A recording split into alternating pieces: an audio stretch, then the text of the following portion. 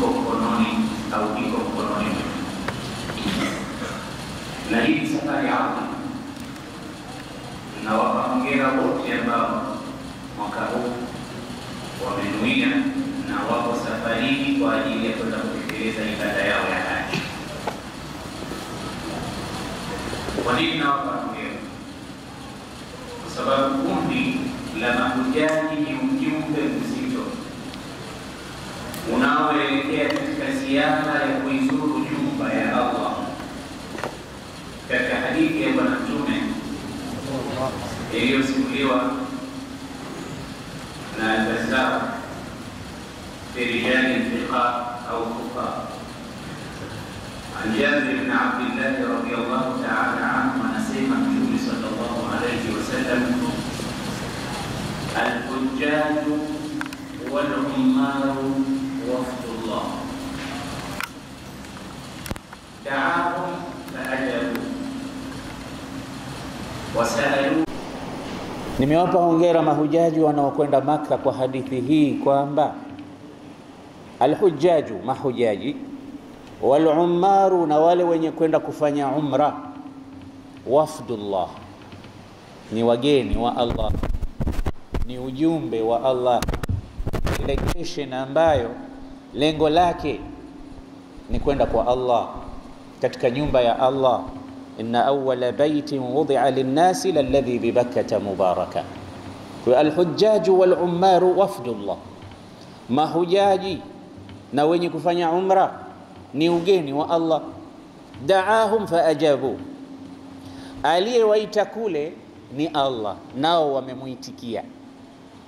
Pale alipomwambia Ibrahim, nadi, waambie watu, kwa kauli yake, waadhin fi nnasi bilhajji yatuka rijalan wa ala kulli dhamir yatina min kulli fajjin amiq liyashhadu manafi'a lahum wa yadhkuru isma Allah fi ayamin ma'lumat ala ma razaqahum min bahimati al-an'am fakulu minha wa at'imu al-ba'is al-faqir. Da'ahum faajabu, aliwaita Mwenyezi Mungu nao wameitikia. Na dalili ya kuitikia kwao ni pale wanapokuwa wameshaingia katika ihram, kawaona maneno yao ni labbaik Allahumma labbaik, tumekuitikia Mola wetu, tumekuitikia. Kwani yaliwaita lini? Hapo, adhin fi nnasi bilhajji yatuka rijal, watangazie kama alivyotangaza Mtume, ya ayuha nnas inna Allaha kataba alaykumul hajja fahujju, Mwenyezi Mungu amewafaradhieni, ni lazima nyinyi muhiji, basi fanyeni hivyo. Kwa hiyo al-ummaru, wenye kufanya umra, wal-hujjaju, wote hawa ni wageni wa Allah, amewaita wakaitikia, na walimuomba naye Mwenyezi Mungu akawapa kile walichoomba.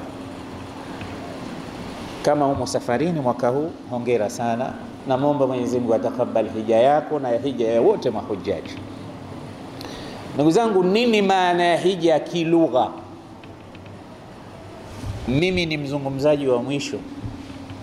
Bila shaka wanachuoni wa ilmu al-ijtimai huwa wanasema mzungumzaji wa kwanza na wa mwisho huwa wanadhulumika sana.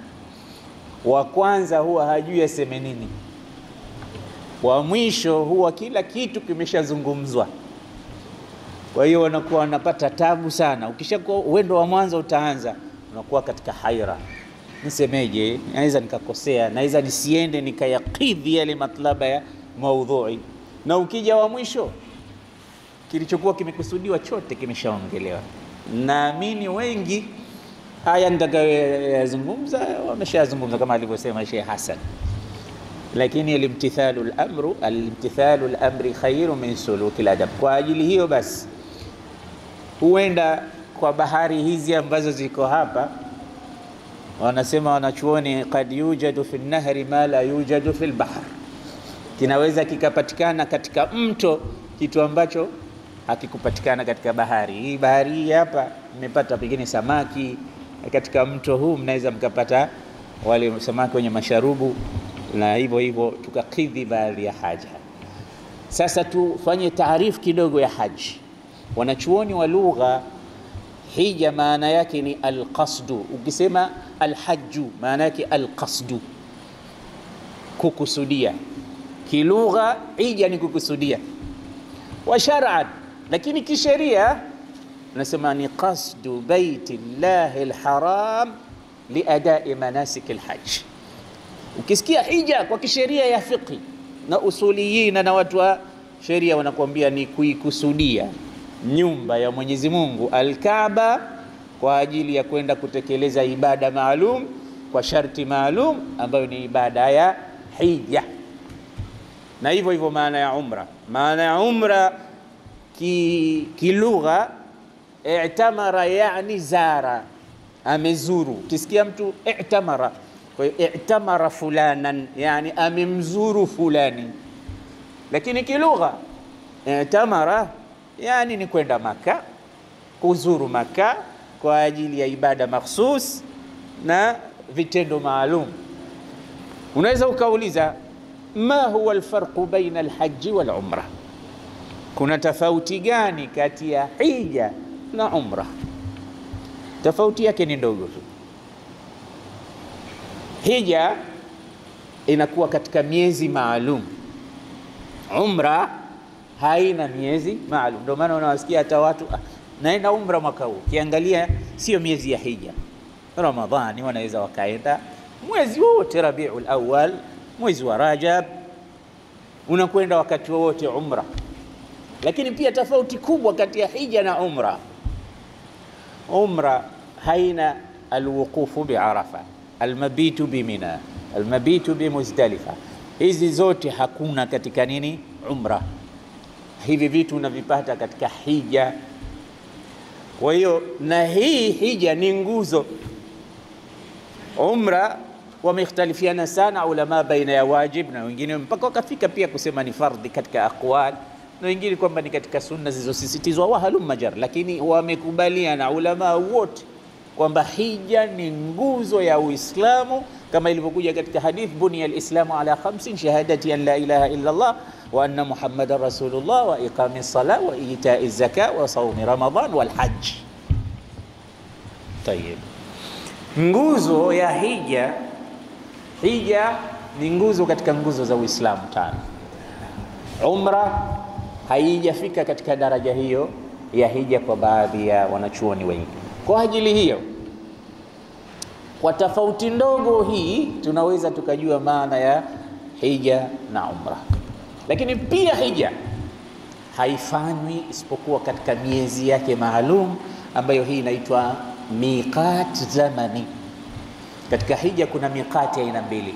Kuna mawaqit makaniya التي وقتها النبي صلى الله عليه وسلم لمن أراد الحج والعمرة. Mtume kaika vituo maalum hivi vitano: Dhul Hulaifa, kituo cha watu wa Madina; Al-Juhfa, watu wa Sham na Masri; Yalamlam, watu wa Yemen; Dhatu Irq, watu wa Najd, na kituo kingine Qarnul Manazil, watu wa Najdi na Hijaz. Hivi vituo vitano Mtume kaviweka hivi kwamba akasema hunna lahunna wa liman ata alayhinna min ghairi ahlihinna liman arada alhajja au alumra. Hii inaitwa mawaqit zamani makaniya, miqati, vituo vya sehemu ambazo mtaelezwa au mumeelezwa mahujaji. Lakini kuna miqat zamani, kuna kituo cha wakati. Hija haifanywi isipokuwa katika kituo chake cha wakati wake, yani ni miezi maalum kama ilivyokuja katika Qur'an, alhajju ashhurun ma'lumat faman farada fihinna alhajja fala rafatha wala fusuqa wala jidala fil hajj. Nayo ni miezi mingapi? Shawwal, Dhulqa'da na siku 10 na kuendelea zile za Dhulhijja. Hii ndio miezi ya hija. Huwezi ukanuia kuingia kwenda kufanya ibada ya hija isipokuwa iwe ndani ya miezi hii. Yani hija haifanyiki, huwezi ukaenda mfungo 6 kule ukasema naenda kabisa kufanya hija. Hakuna hija, lazima iwe ndani ya miezi ya hija. Alhajju ashhurun ma'lumat, hija ni miezi maalumu: mfungo mosi, mfungo pili na mfungo 3, miqat zamani. Sasa Kuna watu ambao wakishakuwa katika sifa hizo, haya mambo ukishakuwa umo ndani yake, wewe wajaba alaika alhajj. Alislam walaqlu walbulughu walistita'a walhurriya wa amnu at-tariq. Mambo mangapi haya? Mambo karibu 6. Alislamu, hizi ni sharti za yule ambaye akishakuwa katika haya mambo, wewe unatakiwa ukahiji. Wajaba alaika alhajj. Ukiwa Muislamu, ukijiona kwamba wewe ni Muislamu, ujue hija unayo, inakuhusu. Sasa jiulize, je, ni shahiji? Ya kwanza hiyo tayari. Jambo hili la kwanza ukiwa nalo tayari unaanza kuwajibikiwa na haji. Alislamu, ya kwanza wewe ni Muislamu. Alaqlu, una akili yako timamu, inafanya kazi, sio mwenda wazimu. Kwa sababu ukishakuwa mwenda wazimu, akili huna. Wanachuoni wana kaida, wanasema idha akhadha Allahu ma wahab asqata ma aujab. Mwenyezi Mungu akikichukua chake alichokupa, basi amedondosha pia lile alilokulazimisha ulifanye. Si akili kakupa yeye. Sasa mwenda wazimu kishakuwa umekuingia, basi imedondoka ile taklifu yako. Mwenda wazimu hatumwambii wewe una wazimu lakini mpaka leo hujenda Makka, kwa sababu haipo. Na Mtume anasema rufi alqalamu, kalamu yani watu watatu hawaandikiwi dhambi. Mmoja ni almajnun hatta yaqil, mwenda wazimu mpaka arudi katika akili yake. Wasabiyu hatta yahtalim, na mtoto mpaka abalighe. Na watatu ni annaimu hatta yastayqidh au yashu, aliyelala mpaka amke. Hawa watu watatu hawawezi wakaingia hatiani mpaka warudi katika hali zao. Kwa hiyo alislam walaqlu, kisha nini? Walbulugh. Umeshabalighe, mwanamke ameshafika katika zile sifa alizokuwa anaambiwa kishabalighe mwanamme, basi wewe tayari unatakiwa mambo ya kuhiji yanakuhusu. Alhurriya, wewe si mtumwa, uko huru vile vile. Alistita'a, sasa una uwezo, ndio ile walillahi ala nnasi hijjul baiti man istata'a ilayhi sabila. Kisha mwisho amnu at-tariq. Hii katika madhehebu yetu wameweka kwamba na ile njia iwe salama, kule unakokwenda kuwe salama. Maana yake kama kuna vita, kama hakupitiki, kuna maharamia, kama kuna vitu vyote hivi vinakuwa vinaweza vikawa kikwazo. Lakini haya mambo 6 ukishakuwa yote yamekusanyika kwako, hija inakuhusu. Hizi sharti hizi ni tofauti na zile shurutu sihhati alhajj. Hizi ni shurutu wujubi alhajj, yani ukiwa nayo haya umewajibikiwa na hija. Sasa kuna sharti za kuswihi hija yako.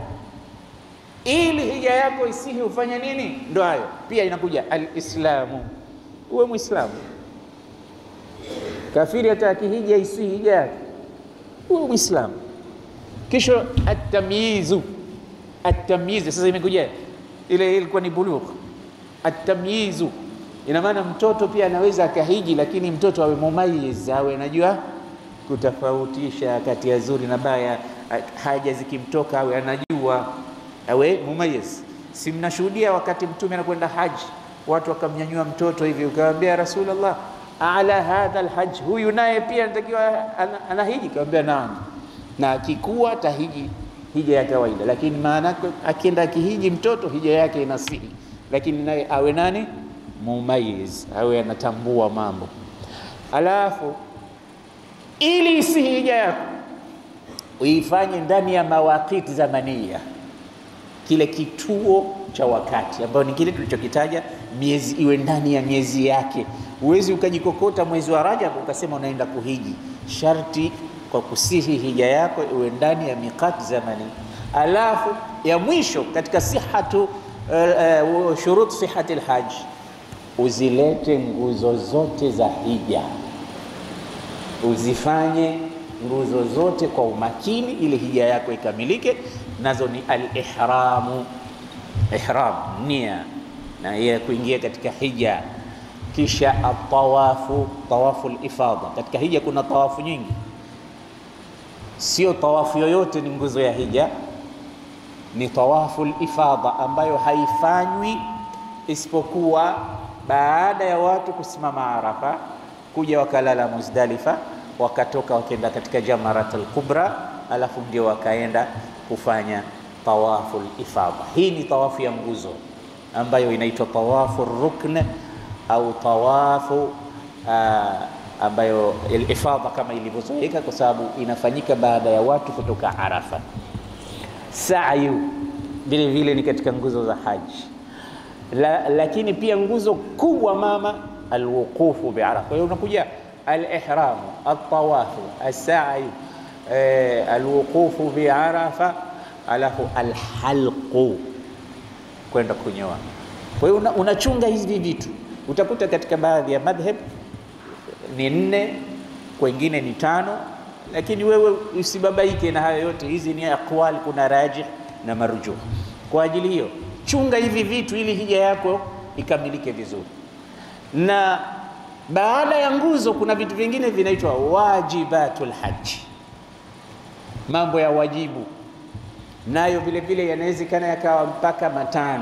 Wajibatul haji maana yake ile nia yako ambayo utanuia ya hija, ambayo ni nguzo.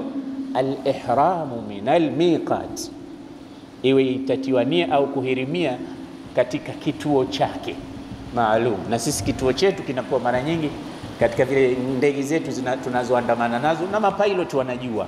Kwa hiyo pale ndio naanza kuingia katika nia yake. Kwa hiyo al-ihramu ni nguzo ya hija. Al-ihramu min al-miqat ni wajibun min wajibatil hajj. Tunaelewana vizuri? Sawa sawa. Jambo la pili katika wajibatil hajj, tawaful wida, ile tawafu ya kuaga. Lakini pia almabitu bi Muzdalifa, kulala Muzdalifa tunapotoka zetu Arafa. Almabitu bi Mina, kulala Mina. Ramyul jimar, kupiga mawe au kupiga shetani kama tunavyoita. Umeona haya mambo niliyoyataja sasa hivi, hii ni wajibatul hajj. Zile za kwanza ni arkanul hajj. Tofauti kubwa kati ya wajib na rukn, kwamba mahiyatul hajj, ukitaka kwamba uambiwe umehiji, hizi nguzo hizi, ukikosea moja nguzo, kwamba hija yako haikamiliki mpaka uilete nguzo. Wala yujbaru bidam, wenyewe wanakuambia wala hakuna damu yoyote itakayomwagwa ikawa inaunganisha kile kitu ambacho kimekupita katika nini, nguzo. Lakini wajib inawezekana ikaunganishwa kwa kumwaga damu, kwa maana kwamba ikikukosa wajib min wajibatil hajj, unaweza ukafuta au kafara yake au fidia yake ikaja kwa kumwaga damu. Mfano al-ihramu min al-miqat, ikakupita hii, ina maana umekosa wajib min wajibatil hajj au hukuifanya hii. Kwa hiyo ipo katika yale ambayo yameambiwa unaweza ukafanya ili kupata kurekebisha hili la wajib min wajibatil hajj, kwa kumwaga damu, dhabh, au kwa kufunga siku 10, siku 3 ukiwa kule, siku 7 ukirudi. Hizi ni muhimu sana wakati wewe unakwenda haji, uwe nazo. Ni vitu muhimu sana sana sana katika hija. Lakini pia kuna vitu vinaitwa muharramatul hajj au muharramatul ihram, au kwa lugha nyingine mahdhuratul ihram, yani vitu ambavyo wewe ni haramu kuvifanya ukiwa umeingia katika ibada ya hija. Umeshatia nia, umeshavaa shuka zako 2 zile libasul ihram, ni haramu wewe kufanya nini? Usikate kucha, usitie manukato, usikate nywele, usioe, kama ni mwanamke usiolewe, usiundame, yani usifanye jimaa, usiwinde. Ni vitu ambavyo nyote mmeshapitiwa, mmeambiwa hizi zinaitwa mahdhuratul ihram. Kwa hiyo umeingia katika hija, jichunge usifanye hivyo. Ukija ukifanya mahdhurat moja hizi 5 tulizozitaja mwanzo, kama kukata kucha, kukata nywele, kuvaa nguo iliyoshonwa, kutia manukato, haya 5 ya mwanzo ukiyafanya, penalty yake ni moja katika mambo 3. ima utachinja mbuzi, uwe ni mukhayyar kwa ajili ya kufidia au kafara ya kile ulichokitenda, au utafunga siku 3, au utalisha maskini 6, kila maskini mmoja nusu pishi, katika baadhi ya aqwali ulama pishi nzima, kwa ajili ya kwamba wewe umefanya moja katika haya mambo, umekata kucha, umevaa nguo iliyoshona, umetia manukato, hivi vitu vidogo vidogo. Kuna vingine vile vikubwa vikubwa ambavyo kama kuwinda mnyama kuna penalty yake, nayo uruhusi kwa sababu kuwinda, na usije ukayafanya haya mahdhurat ili kwa ajili ya kuilinda hija yako. Ndugu zangu, ukishakuwa umeyajua haya wajibatul hajj na arkanul hajj vizuri sana, na penalty zake na fidia zake au viunganisha vyake, utakuwa unachunga vizuri ibada yako ya hija, kwa sababu Mtume sallallahu alayhi wasallam ametuambia, man hajja falam yarfuth walam yafsuq, atakayehiji asifanye baya lolote, dhambi inayotoka mdomoni mwake wala inayosababishwa na utupu wake, rajaa, atarudi nyumbani kwao, kayauma waladathu ummu, kama siku alizaliwa na mama yake. Au unaweza ukasema kayaumi waladathu ummu, pia kama alivyozaliwa na mama yake. Hii ni muhimu sana ndugu zangu. Watu wanatumia pesa nyingi sana kwa ajili ya kwenda hija. Usije ukawa unakwenda tu alafu hija yako haisihi. Zile pesa ni nyingi sana kiasi kwamba mtu anaweza akawa nikiinua mgongo chake ameweka, anakwenda kufanya ibada yake ya hija. Si vyema ukenda kule ukaripua tu mambo, ukenda ukawa kama umeenda kutalii tu. Unatakiwa uvichunge hivi vitu, ili mradi hija yako iwe hija nzuri. Sasa tukishaondoka hapa na viongozi wetu tunao, basi hakuna haja ya kubabaika, kwa sababu walimu wetu ni mahodari, ni wazoefu, na hija inataka uzoefu, na hija inataka elimu, na hija inataka subra. Kwa hiyo tujikoki mapema na hivi vitu vya subra, kwa sababu pahala tunapokwenda ni pahala pa watu wengi, na pahala pakiwa watu wengi tabia zinakuwa tofauti. Kwa ajili hiyo ndio maana imezungumzwa katika mwanzo wa hija, Allah subhanahu wa ta'ala anasema, faman farada fihinna alhajj fala rafatha wala fusuqa wala jidala fil hajj.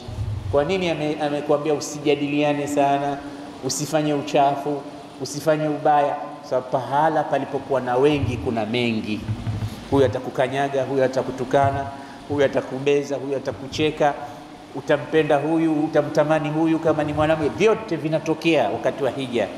Utaona mfuko wa huyu umetuna, pochi limedondoka, unaweza ukapeleka mkono ukalichukua bila yeye kujua. Yote yanatokea wakati wa hija.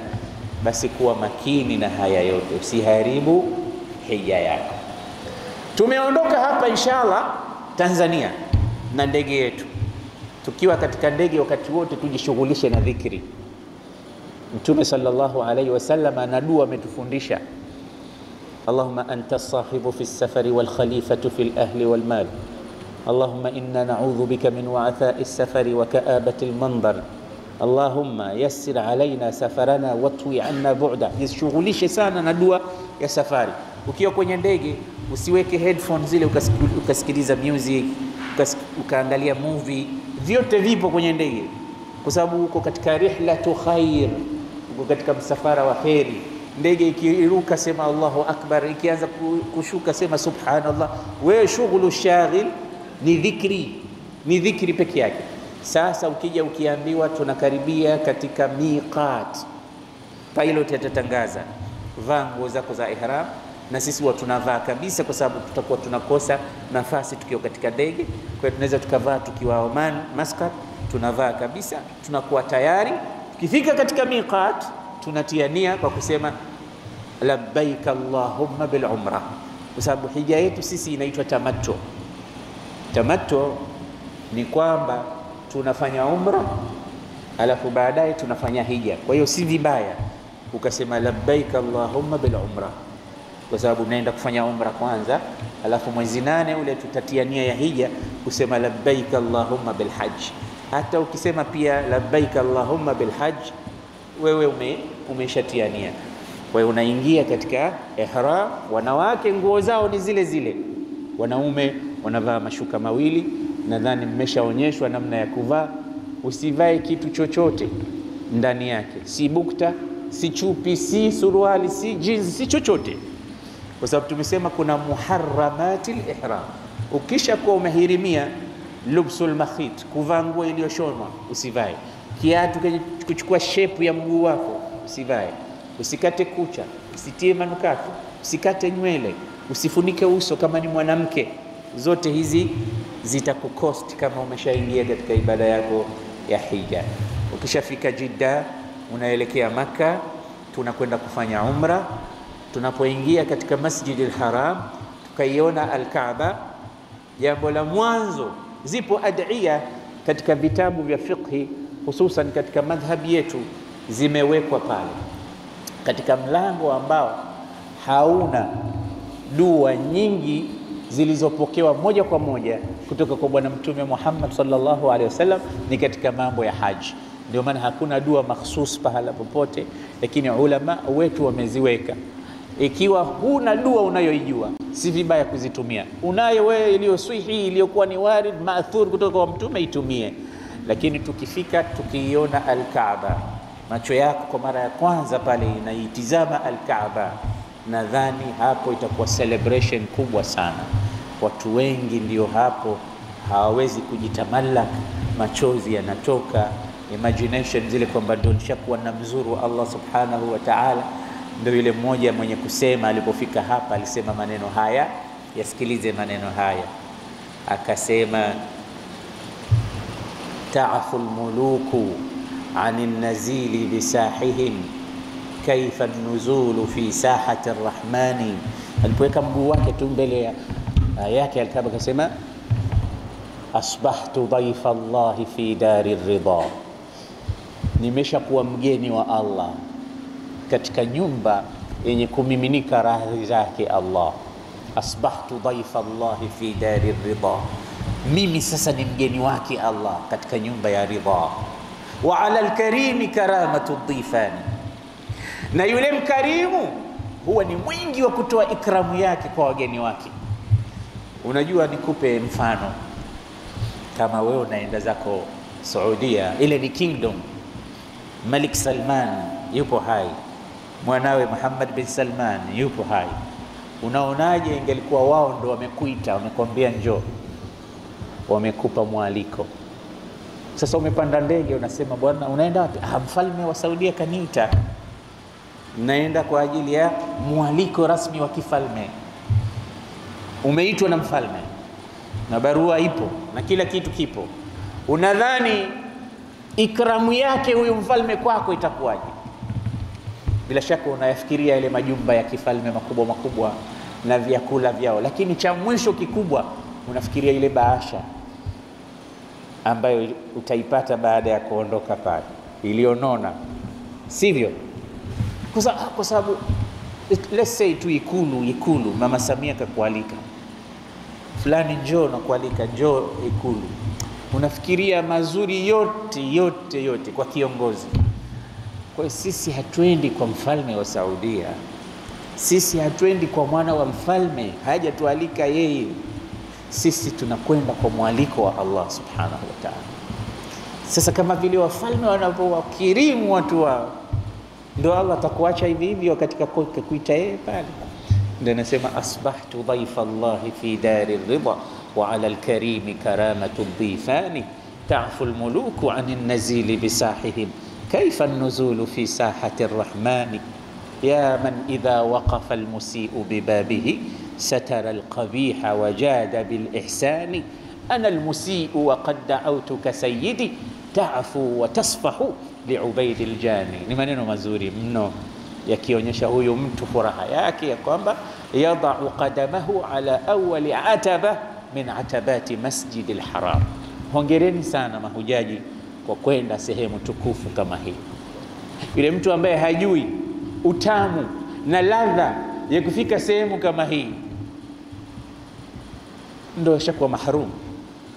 Lakini kama unajua fadhila zilizokuwepo pale, alhasana bi100,000 hasana, wema mmoja unalipwa laki ndani ya haram. Swala moja kwa laki moja, si huku kwetu moja kwa 10, kule moja kwa laki. Ukisoma Qur'ani, ukifanya swaumu, ukifanya ibada, ukitoa zaka, ukitoa sadaka, mema yako unalipwa bila ya wewe kujua tasawuri yake kiasi gani. Ni pahala pa pekee ambapo Muislamu anatakiwa afurahie na ajilazimishe kwenda kwa ajili ya ziara pahala hapa. Allahumma zid hadha albayta tashrifan wa ta'dhiman wa takriman wa mahaba wazid tashrifan wa ta'dhiman mimman hajjahu au i'tamarahu. Hizi ni dua ambazo ukizijua ni sawa, usipozijua haziharibu hija yako. Soma dua unazozijua wewe, kisha ukishaanza unakimbilia kwenye Al-Kaaba, unaiacha mkono wako wa kushoto, unaanza tawaf katika sehemu ya Hajarul Aswad.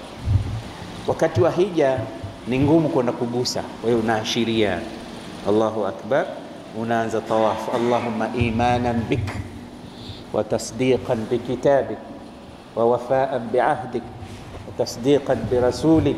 Unaanza kufanya tawaf. Allahumma anta salam wa minka salam.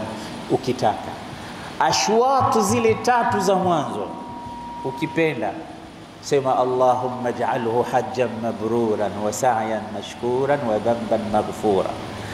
Ile zilizobaki katika tawafu zile 7, Allahumma ighfir warham wa tajawaz amma ta'lam fa innaka antal a'azzul akram. Rabbana atina fid dunya hasana wa fil akhirati hasana wa qina adhaban nar. Kila ukifika katika sehemu inaitwa ruknu ya Hajarul Aswad. Haya, hizi dua huzijui, soma dua yoyote, soma Qur'an, lete dhikri yoyote wakati unapofanya tawaf. Hakikisha hiyo mara 7. Al-ittiba'u ni kuacha bega lako la kushoto, ni kuacha bega la kulia wazi na kufunika bega la kushoto katika zile shauti 3 za mwanzo, na kwenda mwendo wa jogging. Hizi zote walimu wangu wameshaeleza. Alafu baadaye unajifunika kama kawaida, unaendelea. Umeshafanya tawaf mara 7, umemaliza tawaf, nenda kaswali makamu Ibrahim au pahala popote rakaa 2, suratul Fatiha na suratul Kafirun na suratul Fatiha na qul huwallahu ahad katika rakaa ya kwanza na ya pili. Maliza, nenda kanywa maji ya Zamzam, omba dua. Baada ya kunywa maji ya Zamzam, nenda zako sehemu inaitwa Safa na Marwa ukasai. Hii ujue tunafanya umra. Sawa? Hii ni umra kwa sababu tulisema labbaik Allahumma bil umra. Kwa tukishafika Makka tu, nguo zetu zile na mabegi yetu tushaeka, tunachukuliwa, tunakwenda kufanya umra. Ndio hiyo tunakimbilia moja kwa moja, hakuna tahiyatul masjid katika Masjidil Haram. Tahiyatul masjid yake ni kutufu. Hii kwa watu ambao wamenuia hija nyinginezo ambazo sio tamattu, inaitwa tawaful qudum, lakini sisi hii inaitwa tawaful umra, kwa sababu nguzo za umra ni tawaf na sa'i, na baadaye unamalizia katika mambo ya kunyoa na kupunguza. Kwa ajili hiyo tumeshaanza umra kwa kutia nia nguzo ya kwanza, nguzo ya pili tunatufu, ya 3 tunakwenda kusai baina Safa na Marwa. Ukifika pale katika Safa, elekea kwenye Al-Kaaba, Allahu Akbar, Allahu Akbar, Allahu Akbar, isome ile aya inna Safa wal Marwata min sha'airillah mpaka mwisho. La ilaha illa Allah wahdahu la sharika la lahul mulku wa lahul hamdu yuhyi wa yumitu wa huwa ala kulli shay'in qadir, mpaka umalize zile nasara abdahu wa azza jundahu hazama al-ahzaba wahda, takbir maarufu ambazo tunapiga siku ya Eid. Alafu unaenda polepole kuelekea mlima Safa. Kwa hiyo unatoka kuelekea Marwa, unatoka Safa unakwenda zako Marwa, unatoka tena Marwa unarudi Safa. Ukitoka Safa kwenda Marwa inahesabiwa 1, ukitoka Marwa kurudi tena Safa inahesabiwa ya 2. Fanya hivyo mpaka iwe ya 7. Umemaliza sa'i, imebakia kitu kinachoitwa alhalqu au taksir, kupunguza au kunyoa ili umalize ibada ya nini? Umra.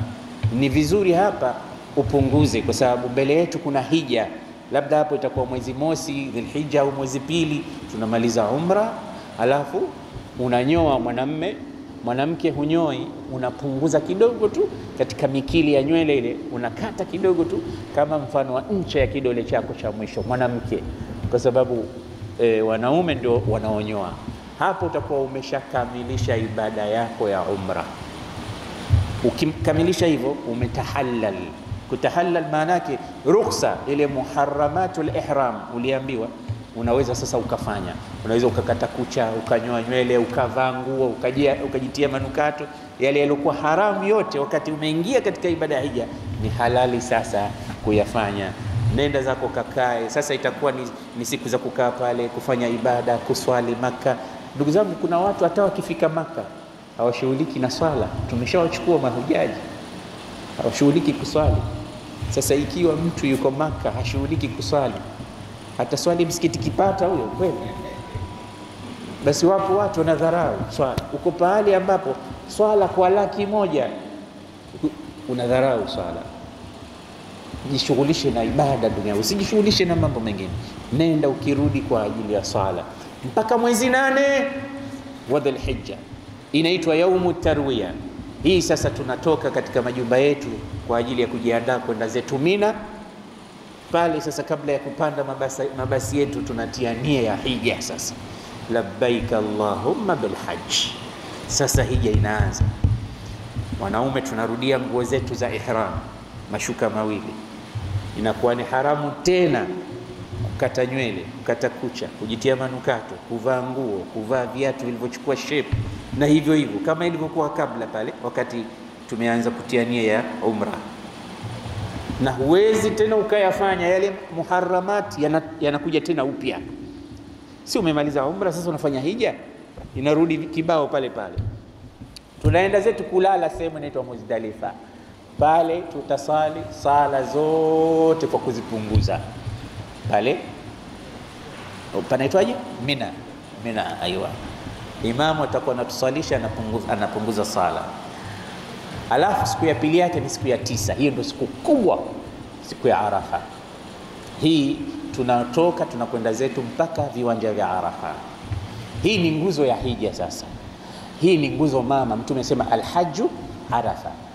Kule tutashinda, tutasali sala zote 2 ambazo zitawatuwajibikia kwa siku ile pale, adhuhuri na alasiri, jam'an wa qasra. Yani tunazikusanya na tunazipunguza. Yani tutaswali adhuhuri na alasiri ndani ya wakati wa adhuhuri, kwa maana kwamba kutaadhiniwa adhuhuri, kutakimiwa, watu watasali rakaa 2 za adhuhuri. Yani umepunguza hapo. Baada tu ya kutoa salamu kutasimamiwa tena kukimiwe sala ya alasiri, hapo hapo iswaliwe rakaa 2 za alasiri.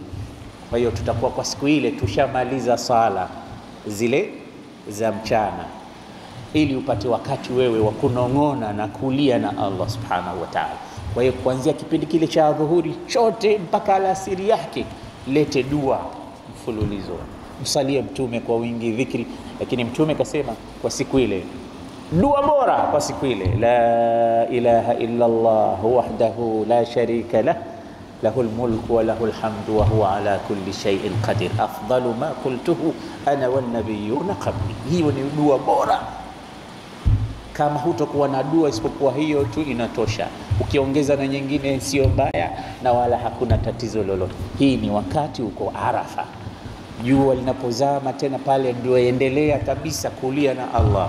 Kisha likishazama jua ndo sisi tunaondoka Arafa, tunakwenda Muzdalifa. Muzdalifa tutalala pale. Hapa hii ni wajib min wajibati alhajj.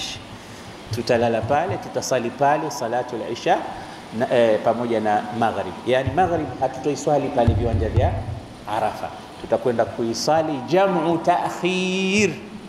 Maghrib tunaiswali jam'u ta'khir pamoja na isha, kwa maana kwamba tutakwenda tutasali magharibi, alafu tutakimu, tutasali isha wakati wa isha tukiwa Muzdalifa. Ndio jamu ta'khir. Tunaelewana vizuri? alafu tutaswali alfajiri pale pale Muzdalifa baada ya kuweka ubavu na kulala pale.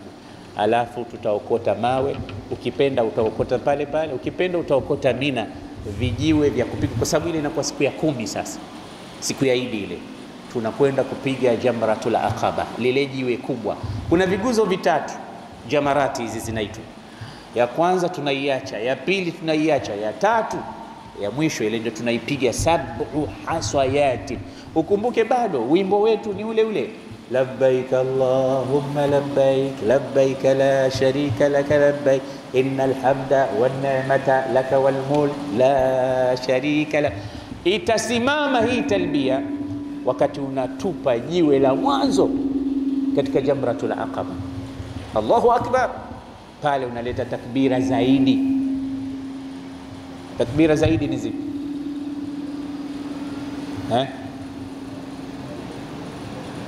Sijasikia.